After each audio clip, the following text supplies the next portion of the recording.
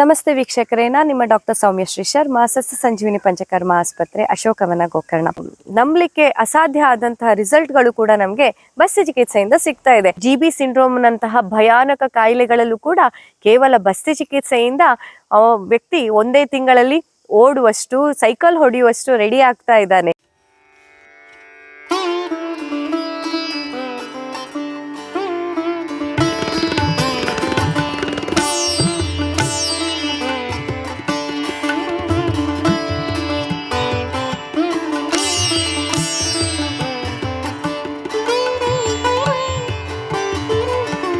ಇವತ್ತಿನ ದಿನ ನಾನು ಪಂಚಕರ್ಮದಲ್ಲಿ ಅತ್ಯಂತ ಮುಖ್ಯವಾದ ಒಂದು ಚಿಕಿತ್ಸೆಯ ಬಗ್ಗೆ, ಅರ್ಧ ಚಿಕಿತ್ಸೆ ಅಂತಾನೆ ಹೆಸರುವಾಸಿಯಾಗಿರುವಂತಹ ಒಂದು ಚಿಕಿತ್ಸೆಯ ಬಗ್ಗೆ ಮಾತನಾಡಲಿಕ್ಕೆ ನಿಮ್ಮ ಎದುರು ಬಂದಿದ್ದೇನೆ.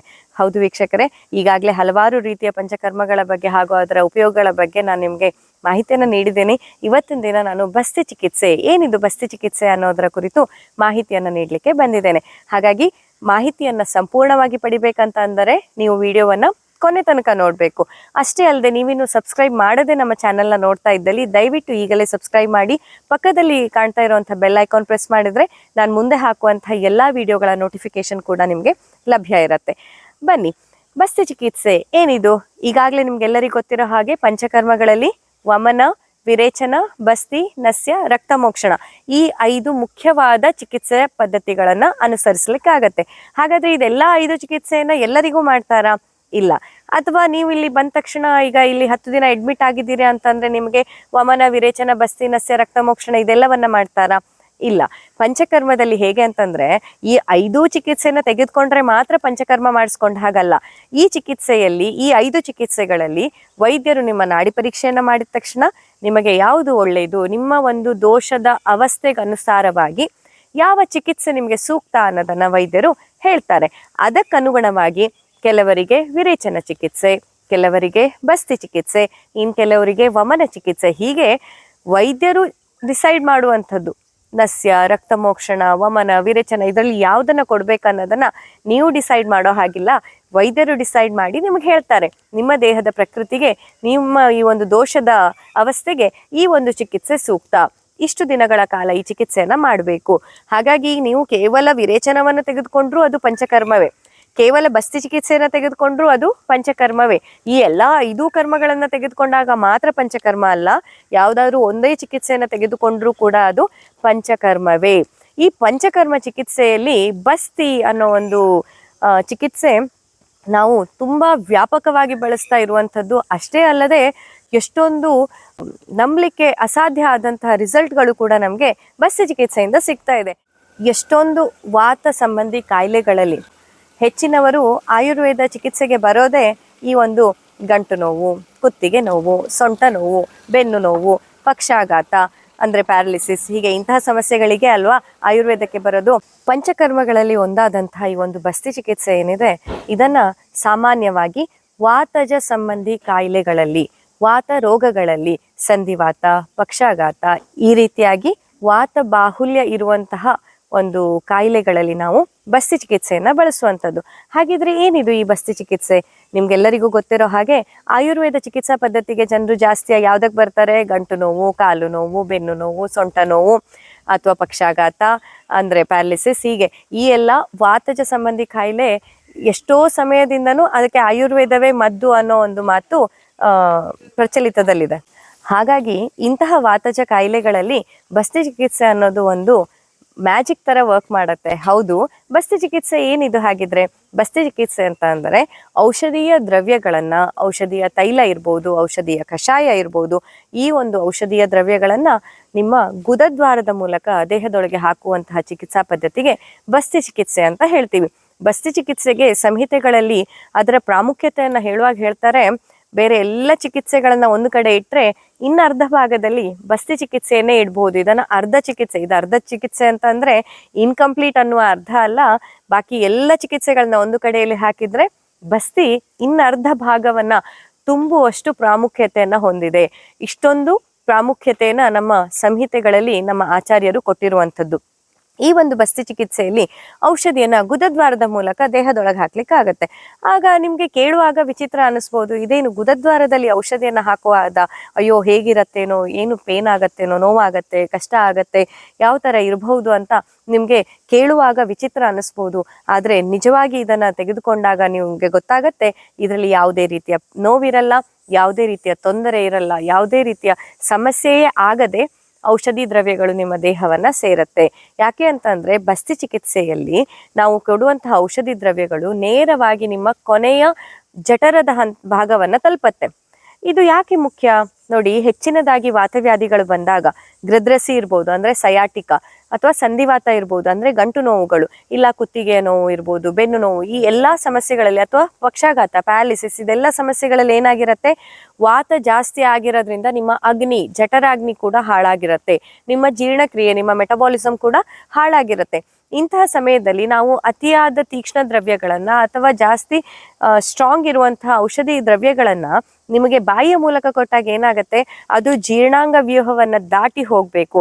ಅದು ಅಬ್ಸಾರ್ಬ್ ಆಗ್ಬೇಕಂತ ಅಂದ್ರೆ ನಿಮ್ಮ ಹೊಟ್ಟೆಯಲ್ಲಿರುವ ಪಚನ ಕ್ರಿಯೆಯನ್ನ ದಾಟಿ ಅಲ್ಲಿರುವ ಎನ್ಸೈಮ್ಸ್, ಅಲ್ಲಿರುವ ಒಂದು ಡೈಜೆಸ್ಟಿವ್ ಎನ್ಸೈಮ್ಸ್ ಗಳನ್ನೆಲ್ಲ ದಾಟಿ ಅವೆಲ್ಲದರೊಟ್ಟಿಗೆ ಒಂದು ಅದರ ಇಂಟ್ರಾಕ್ಷನ್ ಆಗಿ ನಂತರ ಅದು ನಮ್ಮ ಜಠರಕ್ಕೆ ಹೋಗ್ಬೇಕು, ಅಲ್ಲಿ ಅದರ ಅಬ್ಸಾರ್ಪ್ಷನ್ ಆಗತ್ತೆ ಅಲ್ವಾ.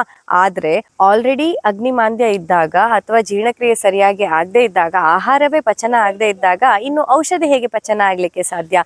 ಅದಕ್ಕಾಗಿಯೇ ಇಲ್ಲಿ ಔಷಧಿಯನ್ನ ಗುದದ್ವಾರದಿಂದ ಕೊಟ್ಟಾಗ ನಾವು ಎಲ್ಲಿ ಗುದದ್ವಾರದಲ್ಲಿ ಔಷಧಿಯನ್ನು ಹಾಕಲ್ಲ, ಒಳಗಡೆ ಒಂದು ಕೆಥೆಟರ್ ಅನ್ನು ಯೂಸ್ ಮಾಡಿರ್ತೀವಿ. ಇದು ಸುಮಾರು ಒಳಗಡೆ ಹೋಗಿ ನಮ್ಮ ಒಂದು ಜೀರ್ಣಾಂಗ ವ್ಯೂಹದ ಕೊನೆಯ, ಜಠರದ ಕೊನೆಯ part, last part of the colon ಅಂತ ಹೇಳ್ತೀವಿ, ಜಠರದ ಕೊನೆಯ ಭಾಗಕ್ಕೆ ಔಷಧಿ ದ್ರವ್ಯವನ್ನ ಹಾಕುವಂಥದ್ದು.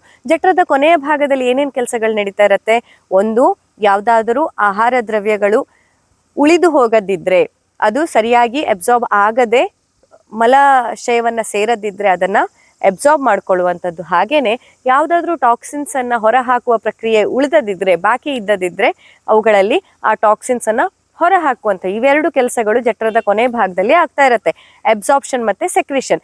ಈ ಅಬ್ಸಾರ್ಪ್ಷನ್ ಮತ್ತು ಸೆಕ್ರಿಷನ್ ಅಷ್ಟೇ ಆಗುವಂತಹ ಜಾಗದಲ್ಲಿ ನಾವು ಔಷಧಿ ದ್ರವ್ಯಗಳನ್ನ ಹಾಕಿದಾಗ ಏನಾಗುತ್ತೆ, ದೇಹವು ಇದನ್ನ ಪೌಷ್ಟಿಕಾಂಶಗಳು ಅಂತ ಗುರುತಿಸಿ ಅವುಗಳನ್ನ ಆದಷ್ಟು ಬೇಗ ಅಬ್ಸಾರ್ಬ್ ಮಾಡ್ಕೊಳ್ಳುತ್ತೆ.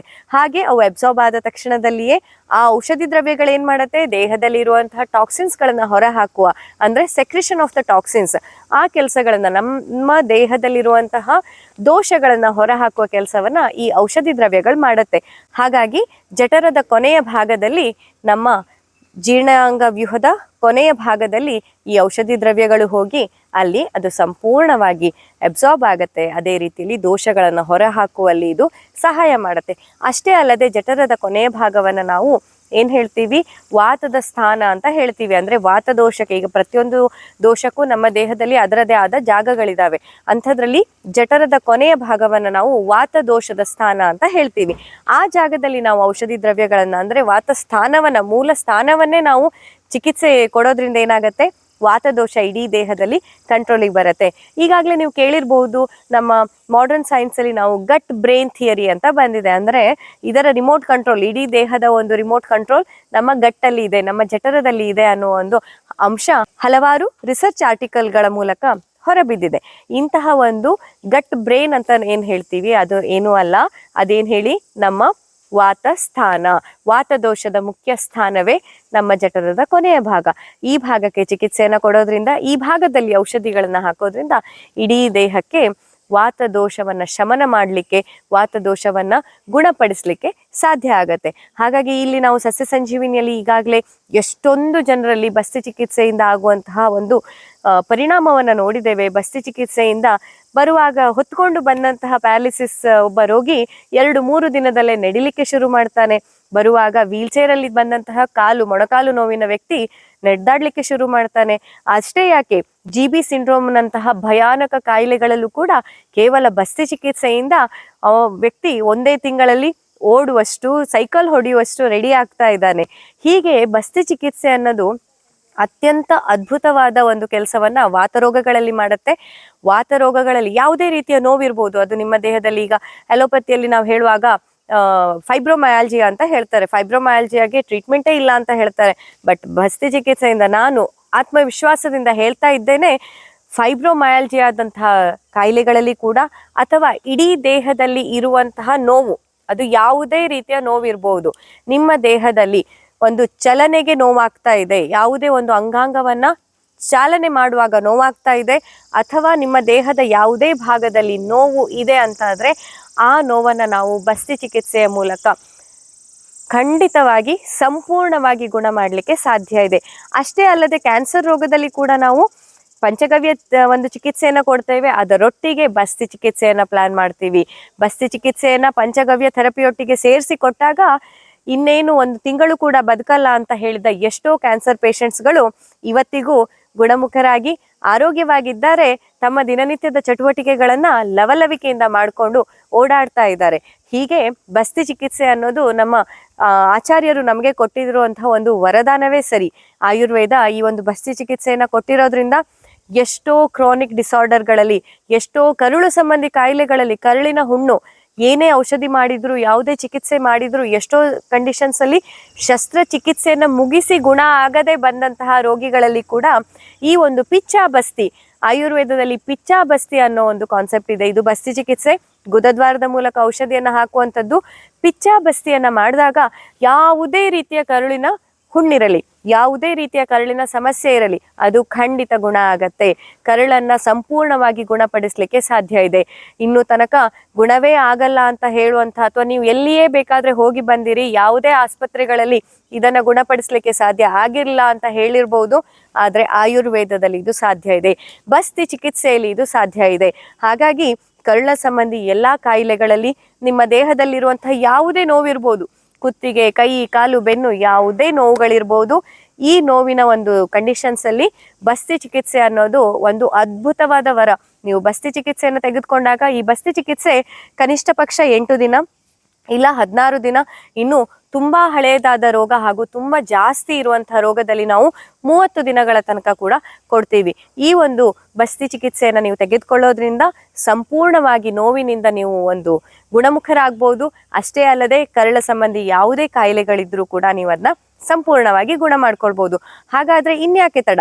ಈಗಾಗಲೇ ನಾನು ಇಲ್ಲಿ ತೆರೆ ಮೇಲೆ ಬರ್ತಾ ಇರುವಂತಹ 8762845044 ಏನಿದೆ, ಈ ನಂಬರಿಗೆ ಕರೆ ಮಾಡಿ ನಮ್ಮೊಂದಿಗೆ ನೀವು ಆನ್ಲೈನ್ ಅಥವಾ ಆಫ್ಲೈನ್ ಕನ್ಸಲ್ಟೇಷನ್ ಅನ್ನು ತೆಗೆದುಕೊಳ್ಬಹುದು. ಅಷ್ಟೇ ಅಲ್ಲದೆ ಕೇವಲ ಔಷಧಿಯನ್ನ 1-2-3 ತಿಂಗಳಾದ್ರೂ ನೀವು ತೆಗೆದುಕೊಂಡು ನೋಡ್ಬೋದು. ಎಷ್ಟೋ ಜನರಿಗೆ ನಾವು ಇಲ್ಲಿ ನಮ್ಮದೇ ಗಾರ್ಡನ್ ಅಲ್ಲಿ ಬೆಳೆದು ಫ್ರೆಶ್ ಆಗಿ ಔಷಧಿಯನ್ನ ತಯಾರಿ ಮಾಡಿ ನಿಮ್ಗೆ ಕೊಡೋದ್ರಿಂದ ಕೇವಲ ಔಷಧಿಯಲ್ಲಿಯೇ ಗುಣವಾದವರು ಇದ್ದಾರೆ. ಆದರೆ ಕೆಲವೊಂದಿಷ್ಟು ರೋಗಗಳಲ್ಲಿ ತುಂಬಾ ಉಲ್ಬಣಾವಸ್ಥೆಯಲ್ಲಿದ್ದಾಗ ಅಥವಾ ತುಂಬಾ ವರ್ಷಗಳಿಂದ ನೀವು ಸಫರ್ ಆಗ್ತಾ ಇದ್ದಾಗ ಏನಾಗತ್ತೆ, ಪಂಚಕರ್ಮದ ಸಹಾಯ ಬೇಕಾಗತ್ತೆ, ಬಸ್ತಿ ಚಿಕಿತ್ಸೆಯ ಸಹಾಯ ಬೇಕಾಗತ್ತೆ. ಬಸ್ತಿ ಚಿಕಿತ್ಸೆಯನ್ನ ತೆಗೆದುಕೊಂಡು ಸಂಪೂರ್ಣವಾಗಿ ನೀವು ಗುಣಮುಖರಾಗುವಂತ ಒಂದು ಅವಕಾಶ ಸಸ್ಯ ಸಂಜೀವಿನಿಯಲ್ಲಿದೆ. ಸಸ್ಯ ಸಂಜೀವಿನಿಯಲ್ಲಿ ನಿಮಗೆ ಎಲ್ಲಾ ಔಷಧಿ ಸಸ್ಯಗಳನ್ನ ಇಲ್ಲೇ ನಿಮ್ಮ ಕಣ್ಣೆದುರು ನೋಡ್ಬೋದು. ನಮ್ಮ ಗಾರ್ಡನ್ ವಾಕಿಗೆ ಹೋದಾಗ ಕಣ್ಣೆದುರೆ 100 ಔಷಧೀಯ ಸಸ್ಯಗಳನ್ನ ನೋಡಿ ನಿಮ್ಗೆ ಅಲ್ಲಿಂದವೇ ಒಂದು ಚಿಕಿತ್ಸೆ ಅನ್ನೋದು ಶುರುವಾಗಿ ಬಿಡುತ್ತೆ. ಈ ಒಂದು ಅದ್ಭುತವಾದ ಔಷಧೀಯ ತೋಟದ ಮಧ್ಯೆ ಇರುವಂತಹ ಸಸ್ಯ ಸಂಜೀವಿನಿಗೆ ಬನ್ನಿ, ನಿಮ್ಮೆಲ್ಲ ನೋವುಗಳಿಂದ ಆದಷ್ಟು ಬೇಗ ಗುಣಮುಖರಾಗಿ ಅಂತ ಹೇಳ್ತಾ, ನಮ್ಮ ಒಂದು ಸಸ್ಯ ಸಂಜೀವಿನಿಯಲ್ಲಿ ಇರುವಂತಹ ಪಶುಪತಿನಾಥ ಶಕ್ತಿ ದೇವತೆಯಲ್ಲಿ ನಿಮ್ಮೆಲ್ಲರ ಆರೋಗ್ಯಕ್ಕಾಗಿ ಪ್ರಾರ್ಥನೆ ಮಾಡ್ತೇನೆ. ಆಯುರ್ವೇದದ ದೇವರಾದಂತಹ ಧನ್ವಂತರಿ ದೇವರು ನಿಮ್ಮೆಲ್ಲರಿಗೆ ಒಳ್ಳೆಯದನ್ನ ಮಾಡಲಿ, ನಿಮ್ಮೆಲ್ಲರಿಗೆ ಖುಷಿ, ಸಂತೋಷ, ನೆಮ್ಮದಿ, ಆರೋಗ್ಯವನ್ನ ಕೊಡ್ಲಿ ಅಂತ ಕೇಳ್ತಾ ಇವತ್ತಿನ ಈ ಒಂದು ವಿಡಿಯೋವನ್ನ ಮುಗಿಸ್ತಾ ಇದ್ದೇನೆ. ಇವತ್ತಿನ ಈ ಕಂಟೆಂಟ್ ನಿಮ್ಗೆ ಇಷ್ಟ ಆದಲ್ಲಿ ದಯವಿಟ್ಟು ಲೈಕ್ ಮಾಡಿ, ನಿಮ್ಮೆಲ್ಲ ಸ್ನೇಹಿತರೊಂದಿಗೆ, ನಿಮ್ಮೆಲ್ಲ ಪರಿಚಿತರೊಂದಿಗೆ, ಯಾರ್ಯಾರು ವಾತ ಸಂಬಂಧಿ ಕಾಯಿಲೆಯಿಂದ ಬಳಲ್ತಿದ್ದಾರೆ, ಯಾರ್ಯಾರು ನೋವಿನಿಂದ ಪ್ರತಿನಿತ್ಯ ನರಕವನ್ನ ನೋಡ್ತಾ ಇದ್ದಾರೆ, ಇವರೆಲ್ಲರಿಗೆ ಈ ಒಂದು ವಿಡಿಯೋವನ್ನ ಶೇರ್ ಮಾಡ್ಲಿಕ್ಕೆ ಮರಿಬೇಡಿ. ಯಾಕಂತಂದ್ರೆ ಒಳ್ಳೆಯ ಜ್ಞಾನ ಅನ್ನೋದು ನಾವು ಎಲ್ಲರೊಟ್ಟಿಗೆ ಹಂಚ್ಕೊಳ್ಬೇಕು. ಈ ಒಂದು ಆಯುರ್ವೇದದಲ್ಲಿರುವಂತಹ ಇಂತಹ ಅದ್ಭುತವಾದ ಜ್ಞಾನ ಏನಿದೆ, ಅದ್ಭುತವಾದ ವರದಾನ ಆದಂತ ಬಸ್ತಿ ಚಿಕಿತ್ಸೆ ಏನಿದೆ, ಇದರ ಬಗ್ಗೆ ಪ್ರತಿಯೊಬ್ಬ ವ್ಯಕ್ತಿ ಕೂಡ ತಿಳ್ಕೊಳ್ಳುವಂತೆ ಆಗ್ಬೇಕು. ಹಾಗಾಗಿ ಆದಷ್ಟು ಹೆಚ್ಚಿನ ಜನರೊಂದಿಗೆ ಇದನ್ನ ಶೇರ್ ಮಾಡಿ. ಇನ್ನಷ್ಟು ಇಂಟ್ರೆಸ್ಟಿಂಗ್ ವಿಡಿಯೋದೊಂದಿಗೆ ಮತ್ತೆ ನಿಮ್ಮ ಎದುರು ಬರ್ತೇನೆ. ಅಲ್ಲಿಯ ತನಕ ನಮಸ್ಕಾರ.